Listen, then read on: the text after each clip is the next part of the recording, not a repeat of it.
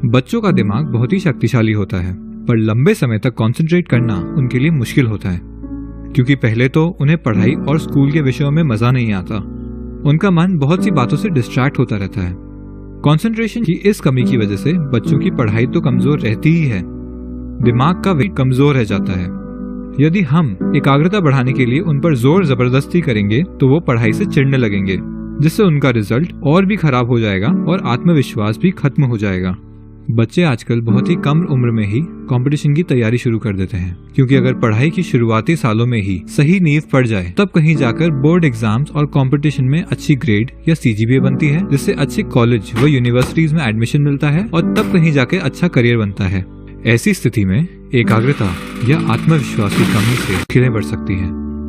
हम जानते हैं कि हर साल बच्चों की पढ़ाई पहले से और अधिक कठिन होती चली जाएगी, तो भला हम अपने बच्चों को इस लगातार बढ़ते कंपटीशन और पढ़ाई के बोझ से कैसे तैयार करें? ऐसे में कंसंट्रेशन वो चाबी है जिससे हमारा दिमाग अपनी क्षमताओं का 100% विकास कर सकता है। बढ़िया कंसंट्रेशन से ही बढ़िया याददाश्त मिल सकती है और यही आईक्यू लेवल बढ़ाने में सहायक होता है। आईक्यू का स्तर ऊंचा होते ही हमारी रचनात्मक और कल्पना शक्ति बढ़ जाती है और आखिरकार ये चारों मिलकर कॉन्फिडेंस को बढ़ा देते हैं। तो हम क्या करें जिससे बच्चों का कंसंट्रेशन लेवल भी बढ़ जाए और मैथ जैसे सब्जेक्ट में उन्हें मजा भी आने लगे। अब जरा इस सिचुएशन के बारे में सोचिए।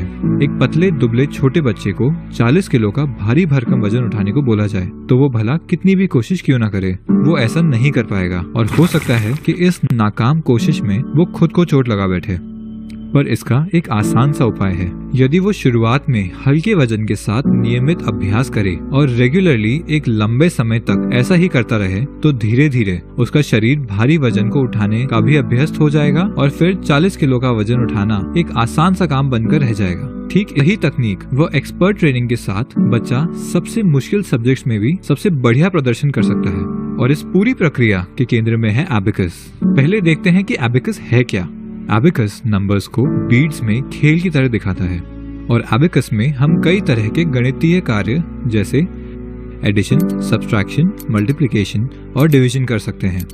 एक सवाल जरूर उठता है कि भला आज के समय में हमें एबेकस की क्या जरूरत है, क्योंकि आज मैथ्स के बेसिक स्किल्स की आवश्यकता जीवन के हर क्षेत्र में है, फिर चाहे वो इंजीनियरिंग, मेडिसिन, लॉ, बिजनेस या एंटरटेनमेंट ही क्यों ना हो। लेकिन आज भी दुनिया भर में काउंटिंग के लिए उंगलियों, पेपर पेन या कैलकुलेटर जैसे साधनों का सहारा लेते हैं, पर ये सभी बाहरी साधन हमारे मानसिक क्षमताओं को सीमित करते हुए दिमाग को कमजोर कर देते हैं और हम इन्हीं के आदी हो जाते हैं। वहीं दूसरी ओर एबेकस एक ऐसा जरिया है जो गणित को एक खेल की तरह सरल बनाता है, स्पीड और कंसंट्रेशन को बढ़ाता है, दिमाग को मानसिक गणनाएं करने के लायक बनाता है और एक्यूरेसी को उच्चतम स्तर पर ले जाता है। यानी एबेकस एक सशक्त माध्यम है जिससे मेंटल मैथ्स को सीखा जाता है। तो देखते हैं कि इसको कैसे किया जाता है। ट्रेंड्स एबेकस में बच्चे पहले इस टूल को रोजाना 5 मिनट के नियमित अभ्यास से मास्टर करते हैं। अगले लेवल में बच्चों को एबेकस टूल की जरूरत नहीं होती, क्योंकि अभ्यास से वो एबेकस को अपने मन में ही विजुलाइज कर लेते हैं, यानी मन में ही एबेकस की कल्पना कर लेते हैं। उन्हें पाया है कि हमारे दिमाग में 2 हिस्से अलग अलग कामों को करते हैं। लेफ्ट ब्रेन में मुख्य कार्य होता है, यानी कैलकुलेशन, स्पीच और जजमेंट, जबकि राइट ब्रेन के काम है कल्पना करना, विजुलाइज करना और मेमोरी यानी याददाश्त।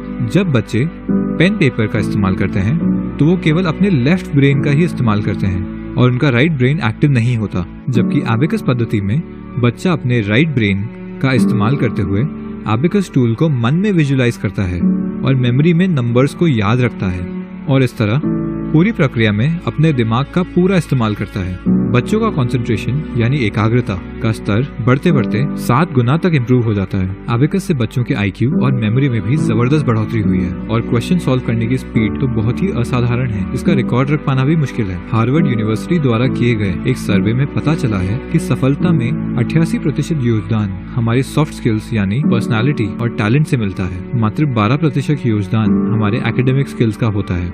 इन्हीं सॉफ्ट स्किल्स को पर्सनालिटी का अभिन्न अंग बनाने के लिए ट्रेंड्स एबेकस में नियमित रूप से जिन 7 मैजिक रूल्स का पालन किया जाता है वो है डेली प्रैक्टिस, टाइम टेबल का डिसिप्लिन, अपनी स्पीड को लिखना, अपने लक्ष्य पे केंद्रित रहना, अपना 100% लगाना, स्वयं से कंपटीशन करना, और कभी भी हार ना मानना। इसके परिणाम स्टूडेंट्स का भविष्य सुनहरे अवसरों से भरपूर है। दुनिया में उनके लिए लाखों अवसर उपलब्ध हैं, जैसे information technology, aerospace, defence, management, और इन सभी क्षेत्रों में कंसंट्रेशन व मेंटल मैथ की अच्छी नींव की सख्त आवश्यकता है। और ये सभी गुण सहज ही बनाए